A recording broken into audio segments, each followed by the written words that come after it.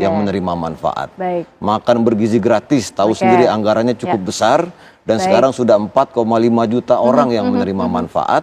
Kemudian juga ada sekitar 1.500-an dapur, 65.000 orang sudah bekerja, dan 10 juta orang sudah mendapat 10 juta orang tua sudah merasakan manfaatnya. Presiden Prabowo Subianto terus menekankan itu, tapi ditahan dulu, Mas Hariko. Coba kita tanya juga ke Bang Daniel. Bang Daniel, kalau melihatnya siapa sih yang dimaksud oleh Pak Presiden Prabowo Subianto yang disampaikan pengkhianat bangsa, tidak setia kepada negara, dan lagi-lagi kemudian mengingatkan jangan bermain-main kepada siapa saja yang coba-coba untuk menyelewengkan anggaran?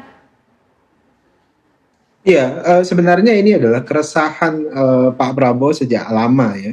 Pada satu momentum Pak Prabowo pernah berdiskusi dengan kami terkait dengan Pancasila.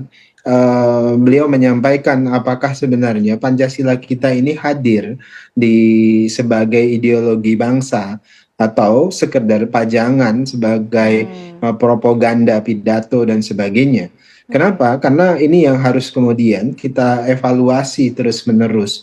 Bagaimana kemudian menghadirkan Pancasila di setiap kebijakan dan nafas dari kebijakan pemerintah Indonesia. Nah, salah satu memang yang mendestruksi nilai-nilai Pancasila itu hadir untuk menghadirkan kesejahteraan bagi seluruh rakyat Indonesia itu adalah korupsi. Tidak ada di dunia ini yang kemudian maju kalau kemudian korupsi masih ramai, dan itu yang selalu menjadi keresahan Pak Prabowo. Bahkan ketika Pak Prabowo menjadi Menteri Pertahanan, beliau menemukan banyak praktek-praktek rente, perburuan rente yang masih dipraktekkan pada saat itu.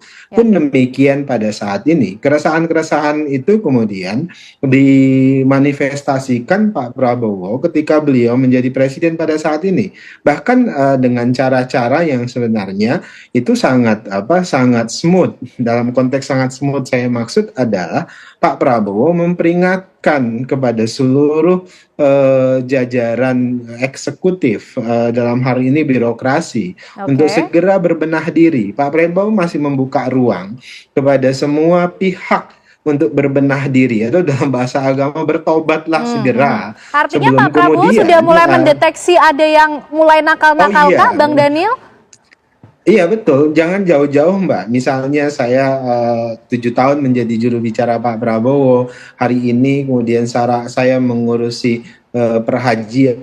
Bayangkan haji yang salah satu